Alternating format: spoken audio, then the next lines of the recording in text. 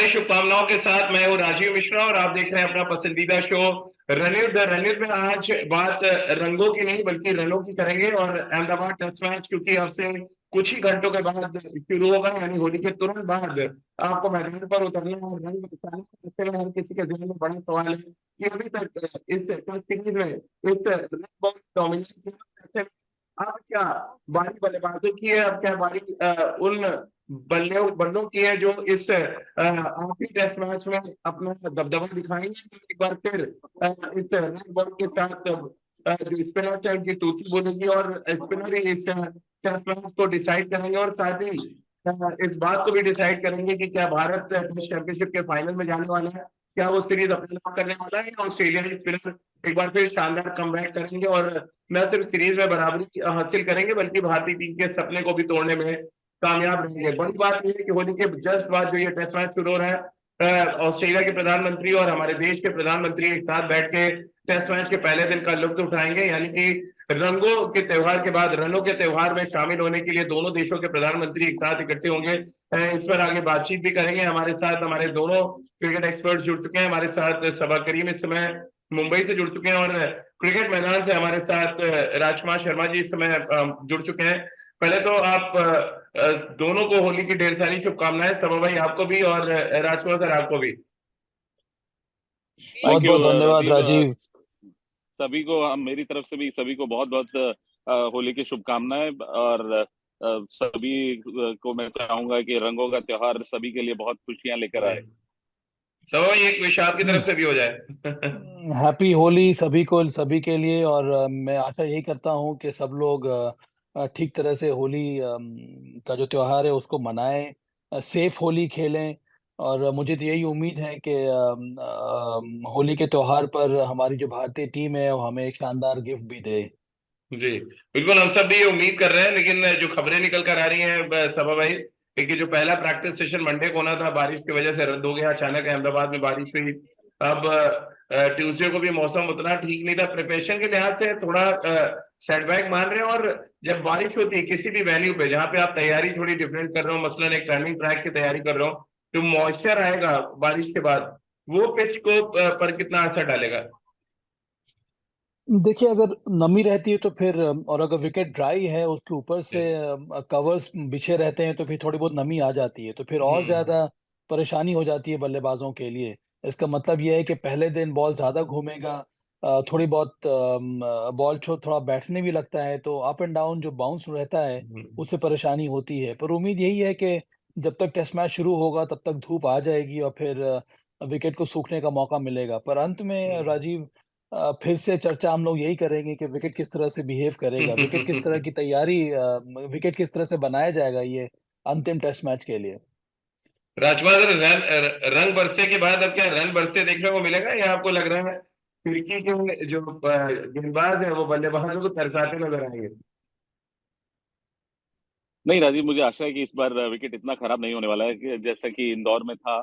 और जरूर थोड़े से रन बैट्समैनों के देखने को मिलेंगे जो सभी देखना भी चाह रहे हैं, क्योंकि हम्म। बहुत ज्यादा हो गया है डोमिनेंस स्पिन का इस पूरी सीरीज में। पहले दो टेस्ट में भारत ने डोमिनेट किया और उसके बाद ऑस्ट्रेलिया ने डोमिनेट किया। और ये एक तरह से वेकअप कॉल था भारतीय टीम के लिए कि ऑस्ट्रेलिया भी मतलब इंडिया को हरा सकता है स्पिनिंग ट्रैक हम्म। पे। तो एक लेसन है ये, एक मुझे लगता है वेकअप कॉल है। तो अब भारत इतना बड़ा चांस नहीं लेना चाहेगा कि वो एक टर्नर बना के दे जहां पर कि रन बनाना बहुत मुश्किल हो और हम्म। मतलब जिस तरह हम लास्ट टेस्ट हारे हैं उस तरह का कोई परिणाम आए। तो आशा करता हूं कि इस बार थोड़ा बेटर विकेट होगा जहां पर रन बनाना थोड़ा आसान होगा। सो भाई एक ऑनेस्ट आंसर अगर आपको देना हो, कौन सी टीम ज्यादा प्रेशर में होगी? ऑस्ट्रेलिया के पर सीरीज हारने का खतरा और भारत पे डबल खतरा है। एक तो वर्ल्ड टेस्ट चैंपियनशिप में फाइनल में पहुंचना है तो आपको हर हाल में मैच जीतना है, और दूसरा ऑस्ट्रेलिया पहली बार सीरीज जीतने के मुहाने पे खड़ी है एक लंबे अरसे के बाद बॉर्डर गवास्कर ट्रॉफी में। मुझे तो ऐसा लगता है कि भारतीय टीम ज्यादा दबाव में होगी राजीव, क्योंकि हम्म। देखिए ऑस्ट्रेलिया क्वालिफाई कर चुका है वर्ल्ड टेस्ट चैंपियनशिप के फाइनल में। यहाँ पर भारत के लिए ये मैच जीतना ज्यादा जरूरी है, और विशेष करके हम्म। अगर आप फेवरेबल कंडीशंस में टेस्ट मैच खेल रहे हैं तो यही उम्मीद की जाती है कि भारत को ये टेस्ट मैच भी जीतना चाहिए और श्रृंखला भी जीतनी चाहिए। और इसी उम्मीद की वजह से ही भारत ने इस तरह की विकेटें बनाई हैं।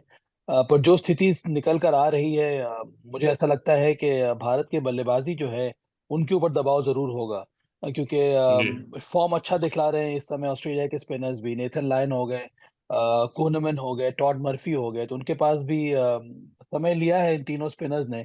पर अब मुझे लगता है कि उन्होंने लय पकड़ ली है, तो इसके लिए बहुत बड़ा चैलेंज होगा हमारे बल्लेबाजों के लिए। अगर हमारे बल्लेबाज रन बनाते हैं तब मुझे लगता है कि हम यहाँ पर ये टेस्ट मैच जीत जाएंगे। राजकुमार सर, ऑस्ट्रेलिया के लिए एक अच्छी खबर और ही है, हालांकि उनके रेगुलर कैप्टन नहीं है, लेकिन स्टीव स्मिथ चौथे टेस्ट मैच में भी कप्तानी करेंगे। जैसी कप्तानी उन्होंने तीसरे टेस्ट मैच भी की, जिस तरह से बॉलर्स को अपने शफल किया, ब्लेसिंग इन डिस्गाइज मान रहे हो ऑस्ट्रेलिया के लिए स्टीव स्मिथ का कप्तानी करना? डेफिनेटली देखिए, एक एक्सपीरियंस कप्तान है राजीव स्टीव स्मिथ, और वो एक कप्तानी का फर्क भी नजर आया तीसरे टेस्ट जी। मैच में, जिस तरह स्टीव स्मिथ ने कप्तानी की। और कहीं ना कहीं एक बहुत सफल कप्तान थे। अनफॉर्चुनेट इंसिडेंस हुआ जिस वजह से उन्हें कप्तानी छोड़नी पड़ी थी, हम्म। लेकिन बहुत अच्छा क्रिकेटिंग ब्रेन है वो, और उन्होंने दिखाया पिछले मैच में जो उनके बॉलिंग चेंजेस थे या जिस तरह उन्होंने फील्ड सेट किया, तो वो दर्शाता है कि वो बहुत श्रूड कैप्टन हैं। और ये ऑस्ट्रेलिया के लिए एक अच्छी बात है कि अब स्टीव स्मिथ लीड कर रहे हैं, क्योंकि वो भारतीय कंडीशंस को बहुत अच्छी तरह से जानते हैं और स्ट्रेटेजिस्ट बहुत अच्छे हैं वो। हम्म। अच्छी प्लानिंग करते हैं और उसे एग्जीक्यूट भी कराने में कामयाब रहते हैं। सो भाई, आप कैसे देख रहे हैं स्टीव स्मिथ का कप्तानी करना, अब तीनों स्पिनर का फॉर्म में आना, जिस तरह से उस्मान ख्वाजा ने एप्लीकेशन दिखाया, और फिर जिस तरह ट्रेविस हेड बहुत अच्छे टच में नजर आए, सारा अचानक समीकरण बदलता सा नजर आ रहा है हैदराबाद टेस्ट मैच से पहले। राजीव, बदल गया है समीकरण, और जी। स्टीव स्मिथ का कप्तान बनना बहुत बड़ा एडवांटेज है ऑस्ट्रेलिया जी। के लिए। जिस तरह से उन्होंने पिछले मैच में कप्तानी की, जिस तरह से उन्होंने बॉलर्स को रोटेट किया, जिस एंगल से स्पिनर्स ने गेंदबाजी कराई, और विशेष करके जिस तरह से उन्होंने फील्ड सजाई, राजीव, बहुत ज्यादा प्रोएक्टिव उन्होंने कप्तानी की। अब मैं एक उदाहरण देना चाहता हूँ। पुजारा को जब बॉलिंग कर रहे थे नेथन लायन, उसके पहले स्टीव स्मिथ खुद खड़े हुए थे फर्स्ट स्लिप में। चंद हाँ। ओवर पहले अपने आप को उन्होंने लेग स्लिप पे रखा, वही दिशा में बॉल गई, वहां पर फ्लिक करने की कोशिश की और स्टीव स्मिथ ने खुद एक शानदार कैच पकड़ा। तो नहीं केवल वो अच्छी कप्तानी कर रहे हैं, पर इन फील्ड में वो फील्डिंग करते हैं और जबरदस्त फील्डर है। इससे हम्म। बहुत ज्यादा प्रोत्साहन मिलता है सभी खिलाड़ियों को। तो मुझे लगा जिस तरह से उन्होंने उन्होंने ऑस्ट्रेलियाई टीम को एकजुट करके मैच खिलवाया, जिस तरह से उन्होंने कोशिश यही की कि अंत तक ऑस्ट्रेलिया की जो टीम है वो गेम में बने रहे, इसका बहुत बड़ा श्रेय जाता है स्टीव स्मिथ को। मुझे लगता जी। है कि बहुत बड़ा एडवांटेज है ये ऑस्ट्रेलिया के लिए, स्टीव स्मिथ का कप्तान बनना। राजकुमार सर, जब इंडियन टीम मैच हारी तो रोहित शर्मा थोड़े से नाराज भी नजर आए, उन्होंने संकेत भी दिए कि वो चेंजेस करेंगे भारतीय टीम में। क्या कुछ चेंजेस आप देख पा रहे हैं? क्या ईशान किशन को आप खेलते देख रहे हैं तीसरे टेस्ट मैच में? और क्या अक्षर पटेल की जगह कुलदीप यादव को भी आप यहाँ पे खेलते देख रहे हैं वेरिएशन के लिहाज से? क्योंकि अक्षर पटेल एज अ गेंदबाज कोई बड़ा कंट्रीब्यूशन दे ही नहीं पाए इस पूरी सीरीज में। हाँ, बैटिंग में जरूर उनका कंट्रीब्यूशन टॉप क्वालिटी का रहा है, लेकिन इस रेड बॉल के साथ फिर रविंद्र जडेजा और आर अश्विन का ही जादू चला है अभी तक। बिल्कुल राजीव, हो सकता है टेम्प्ट हो सकते हैं रोहित शर्मा कुलदीप यादव को खिलाने के लिए, क्योंकि हमने हम्म। देखा अक्षर पटेल ने बहुत कुछ नहीं किया एज ए बॉलर, और वो मेनली उनका जॉब का विकेट निकालने का है। तो वो थर्ड स्पिनर की तरह भी सपोर्ट नहीं कर पाए हमारे दोनों हम्म। प्रीमियर स्पिनर्स को। तो एक अच्छा ऑप्शन हो सकता है कुलदीप यादव को खिलाने का। अक्षर के साथ एडवांटेज उनकी बल्लेबाजी का है। तो अब ये देखना होगा कि कप्तान के क्या सोचते हैं कि हमें एक विकेट टेकिंग गेंदबाज खिलाना है या फिर एक ऑलराउंडर खिलाना है जो लोअर ऑर्डर में बहुत स्ट्रेंथ देता है भारतीय बल्लेबाजी को। हम्म। तो ये बड़े अच्छी चॉइस भी हो सकते हैं। अगर विकेट बहुत ज्यादा खराब मतलब खराब नहीं है जैसे इंदौर में था, हम्म। तो हो सकता है कि कप्तान टेम्प्ट हो कुलदीप यादव को खिलाने के लिए। और जहां तक बात की अपने ईशान किशन की, तो मुझे नहीं लगता कि बहुत जल्दी ये चेंज होगा, क्योंकि शानदार कीपिंग की है भारत ने अभी तक। रन जरूर वो नहीं बना पाए, रन किसी भी बल्लेबाज ने नहीं बनाए हैं। तो मुझे लगता है कि अभी शायद कंटिन्यू करना चाहेंगे के एस भारत के साथ रोहित शर्मा। सवा भाई, कोई चेंज आप देख पा रहे हैं प्लेइंग 11 में? और अक्षर पटेल को जैसे कि बात हो रही है कि एज अ बॉलर उतना इम्पैक्ट नहीं डाल पाए, बट एक ऐसा वेन्यू जहां पे दो टेस्ट मैचेस जिताए हैं अक्षर पटेल ने। आपको याद होगा इंग्लैंड के खिलाफ दोनों ही टेस्ट मैच में उन्होंने बहुत ही शानदार गेंदबाजी की थी। क्या जाएगा साथ में? खराब फॉर्म की वजह से वो बाहर जाएंगे, या हिस्ट्री जो क्रिएट की उन्होंने अहमदाबाद में उसकी वजह से प्लेइंग 11 में बचेंगे? मुझे तो लगता है कि अक्षर पटेल को खिलाना चाहिए, क्योंकि अभी भी जी भारत 2-1 की बढ़त बनाए हुआ है, क्योंकि अक्षर पटेल ने अच्छी बल्लेबाजी की है राजीव। जी जी। और गेंदबाजी में उनको ज्यादा मौका मिला नहीं है। यहाँ पर आपके दो प्राइम बॉलर्स हैं, रविंद्र जडेजा और आर अश्विन। ज्यादा ओवर्स आपने करवाया नहीं अक्षर पटेल को, तो मुझे मेरे हिसाब से उनको बाहर बैठाना बनता नहीं है। और अहमदाबाद में चूंकि वो उनका घरेलू ग्राउंड भी है, वहाँ के डायमेंशंस को जानते हैं, विकेट के बारे में उनको जानकारी है, अच्छी गेंदबाजी वो कर चुके हैं, वो एक एक्यूरेट बॉलर हैं। मुझे लगता है कि उनको खिलाना चाहिए। और अंत में जिस तरह की बल्लेबाजी उन्होंने की है, अब रोहित शर्मा को हटा दे तो एकमात्र ऐसा बल्लेबाज है जो बहुत ज्यादा कंफर्टेबल फील कर रहा है इस प्रकार की विकेटों पे, जिस तरह से उन्होंने बल्लेबाजी की है। तो मुझे लगता है कि उनका खेलना तो बनता है। अंत में क्या सोच होगी रोहित शर्मा की, ये कहना मुश्किल है। पर देखिए, ये टेस्ट मैच हम लोग हारे हैं गेंदबाजी की वजह से नहीं, ये टेस्ट मैच हम लोग हारे हैं खराब बल्लेबाजी की वजह से। तो फिर आप किस किस कारण से अक्षर पटेल को आप बाहर करेंगे? तो मेरे हिसाब से वो उचित नहीं होगा। केएस भारत, राजकुमार ने अच्छी बात कही कि केएस भारत ने कीपिंग बहुत अच्छी की है, और चैलेंजिंग कंडीशंस में आपको एक अच्छे कीपर की जरूरत होती है, जो आपके स्पिनर्स को कॉन्फिडेंस दे, जो कि केएस भारत ने दिया है अभी तक। जी। तो अब और मिडिल ऑर्डर में अगर जाएं, क्या सूर्य कुमार यादव को आप देख रहे हैं एक बार फिर खेलते हुए? क्योंकि 2 टेस्ट मैचेस श्रेयस अय्यर कुछ बहुत बड़ा इंपैक्ट नहीं डाल पाए हैं। राजकुमार सर, आपसे शुरू करें अगर तो। नहीं राजीव, अभी भी मैं कंटिन्यू करना चाहूंगा श्रेयस अय्यर के साथ ही, क्योंकि वो एक शानदार बल्लेबाज हैं और वो अच्छा बैटिंग करते हुए दिखे हैं। देखिए, इस विकेट पे रन किसी ने भी नहीं बनाए। एक रोहित शर्मा का 100 छोड़ दें तो मुझे नहीं याद आ रहा कि एक अक्षर पटेल ने अच्छी पारी खेली थी। हम्म तो बल्लेबाजी करना बहुत आसान नहीं रहा है, लेकिन बहुत पॉजिटिव इंटेंट के साथ श्रेयस ने बल्लेबाजी की है। और यहाँ पर सूर्य कुमार यादव को लाना मुझे नहीं लगता कि एक अच्छा डिसीजन होगा। मुझे पूरी उम्मीद है कि श्रेयस अय्यर को ही भारतीय टीम कंटिन्यू करना चाहेगी हम्म। इस क्रूशल टेस्ट मैच में। एक एक सभा भाई, और चीज है कि जब हम अपने सीमस का बहुत ज्यादा इस्तेमाल नहीं कर रहे हैं, क्या एक अच्छा चॉइस नहीं कि एक स्ट्रेस स्पिनर और बढ़ाएं? जब आपको पता है टर्निंग ट्रैक है, आप सिर्फ उमेश यादव के साथ जाएं और आप एक कुलदीप यादव को ऑप्शन के तौर पे ले आए टीम में। क्योंकि जब देखिए स्पिनर कोई राजीव, वो नहीं है ना, विकल्प, तलवार है, कभी जडेजा ने बॉल डाली, कभी अश्विन, तो क्यों ना हम एक एक एडेड स्पिनर और ले आए? देखिए वो एक विकल्प जरूर हो सकता है, पर निर्भर जी। करेगा विकेट किस तरह का तैयार किया गया है। अगर विकेट बहुत ज्यादा ड्राई है तो उस ऑप्शन के साथ भी आप जा सकते हैं। पर चार चार स्पिनर्स, मुझे लगता है कि कई बार इस स्थिति में ना, जो फोर्थ स्पिनर है वो अंडर बॉल हो जाता है। जी। अभी आप अभी देख तो लें, तीसरा भी अंडर बॉल हो रहा है। तीसरा भी अंडर बॉल हो रहा है, तो फिर आप, अगर आप वैसा करेंगे तो फिर आपकी बल्लेबाजी भी थोड़ी बहुत कमजोर हो जाती है। जी। और उमेश यादव शानदार गेंदबाजी कर रहे हैं, मोहम्मद सिराज को ज्यादा मौका मिला नहीं है। तो ये बहुत ही टफ कॉल रहता है। ये हो सकता है कि आप सिर्फ चार बॉलर के साथ खेलें और एक और एक्स्ट्रा बैटर आप खिलाएं, हाँ वो एक हाँ। विकल्प हो सकता है। तो फिर आप तीन स्पिनर, एक पेस बॉलर, और फिर आपके पास एक और आप बैटर खिला सकते हैं, तब आप सूर्य कुमार यादव को खिला सकते हैं। तो ये थोड़ा बहुत परिवर्तन देखने को मिल सकता है, क्योंकि अंत में अगर आप देखेंगे तो भारत की बल्लेबाजी कमजोर है, तो वहां पर आप एक एडिशनल बैटर खिला सकते हैं। राजकुमार, एक अच्छी चॉइस है, सभा मैंने बहुत अच्छी राय दी है। बैटिंग कमजोर है, एक बॉलर अंडर अंडर बॉल हो रहा है आपका, तो क्यों ना आप एक मीडियम पेसर ड्रॉप करके एक बैट्समैन खिला लें यहाँ पे? राजीव, मैंने तो पिछले मैच में भी यही कहा था, अगर आपको हाँ, याद हो याद है अपने मुझे जी। शो में मैंने यही बात की थी कि जब आप दो फास्ट बॉलर्स खिला रहे हैं और उनका यूज नहीं है, तो आप एक फास्ट बॉलर के साथ खेलिए। आपके सामने एग्जांपल है ऑस्ट्रेलिया का, वो यही कर रहे हम्म हैं, एक फास्ट बॉलर के साथ खेल रहे हैं। और हम दूसरे फास्ट बॉलर को तो यूज ही नहीं कर रहे। तो आप एक हम्म फास्ट बॉलर को खिलाइए जो कि आपको नए विकेट से अगर एक आधा नए बॉल से एक आधा विकेट दिला सके या रिवर्स कर सके। तो हम्म जरूरत नहीं है। और यहाँ पे आप डेफिनेटली एक बैट्समैन ऐड कर सकते हो जो स्ट्रेंथ देगा भारतीय बल्लेबाजी को, जो कि थोड़ी सी कमजोर लग रही है या थोड़ी मुश्किल लग रहा है रन बनने। तो वहां पर ये टीम का बैलेंस और ज्यादा बेटर हो जाएगा अगर आप एक बैट्समैन को डालते हैं एक फास्ट बॉलर को हटाकर। डैनियल विटोरी ने बड़ा जबरदस्त स्टेटमेंट दिया है सभा भाई की, पिच को लेकर इतनी ज्यादा चर्चा क्यों हो रही है? पिच तो दोनों टीमों के लिए इवन है, और इवन अब तो टॉस का भी बहुत ज्यादा अहमियत नहीं, क्योंकि जो टीम टॉस आ रही है वो कोलैप्स कर जा रही है, क्योंकि थोड़ा मॉइस्चर है और बाद में बैटिंग करना उतना ईजी हो जाता है। यानी कि जितने भी टेस्ट मैचेस के पहले दिन का जो पहला सेशन है वहां पे विकेट्स गिरी है, यानी आप पहले सेशन में अगर स्पिनर्स को बचा ले जाते हैं तो फिर आप रन बना सकते हैं। कितना आप सहमत हैं? और अहमदाबाद की कंडीशंस आपने भी देखी, क्या सेम कंडीशन मिलेगी इंदौर, दिल्ली और नागपुर जैसी है अहमदाबाद में? आप थोड़ा डिफरेंस देख रहे हैं कि अहमदाबाद में थोड़ी ज्यादा गर्मी होती है, ये एक बड़ा फैक्टर होगा?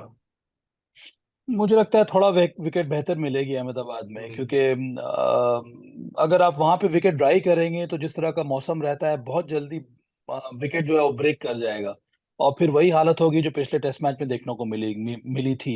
इसीलिए मैं एक्सपेक्ट कर रहा हूँ कि विकेट थोड़ा बहुत बेहतर रहे। अब रही डैनियल वेटोरी की बात, ये तो जमाने जमाने से बात होती जा रही है कि विकेट जो मिल रहा है वो दोनों टीमों के लिए एक रहता है, इसमें कोई दो राय नहीं है राजीव। पर अंत में बड़ा सवाल ये उठता है कि क्या ये वाली इस तरह के विकेट टेस्ट मैच के लिए ठीक है कि नहीं। और मुझे हमेशा से लगता है कि इस तरह के विकेट टेस्ट मैच के लिए माकूल नहीं है। यहाँ पर आपको विकेट थोड़ा बहुत बेहतर देना होगा ताकि शानदार क्लैश देखने को मिले और एक अच्छा टेस्ट मैच देखने को मिले। बात वो है, अब दोनों टीमों को पता है कि विकेट तो दोनों टीमों के लिए है, पर अंत में टेस्ट मैच के लिए विकेट कैसा है, बात हो या फिर चर्चा उसी पर हो रही है। राजकुमार सर, क्योंकि इंडियन बैटिंग पे बहुत ज्यादा बातचीत हो रही है, दोनों अटैकिंग ओपनिंग बैट्समैन होना थोड़ी प्रॉब्लम आप देख रहे हैं कि दोनों सिरे से अचानक अटैक करने की आप कोशिश कर रहे हैं और बहुत जल्दी हमारे ओपनर्स आउट हो गए पिछले तीनों टेस्ट मैचेस में। कैसे आप देख रहे हैं दो टेस्ट मैच के, राहुल जल्दी आउट हुए, फिर तीसरे में शुभमन गिल ने भी कुछ वैसी कोशिश की। थोड़ी स्ट्रैटेजी बदलने की जरूरत है या आपको लग रहा है अपना नेचुरल गेम ही खेलना है चौथे टेस्ट मैच में भी?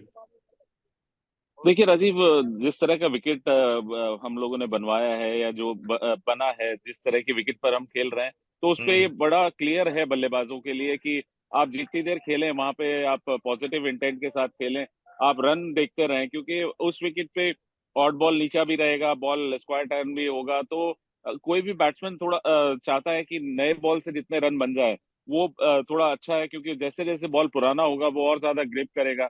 तो उसी के तहत एक स्ट्रेटजी है कि आप जितनी देर भी वहां खेलें, आप रन्स देखते रहें और पॉजिटिव इंटेंट के साथ खेलते रहें, क्योंकि जैसे जैसे बॉल पुराना होता है, सॉफ्ट होता है, ग्रिप करता है और फिर स्पिनर्स का रोल आ जाता है। तो हो सकता है अगर यहाँ पर बेहतर विकेट हुआ तो हो सकता है स्ट्रेटजी में भी थोड़ा चेंज नजर आए, वरना अगर इंदौर जैसा विकेट होता है, जो कि मुझे कतई आशा नहीं है कि होगा, तो फिर स्ट्रेटजी ऐसे ही रहने वाली है।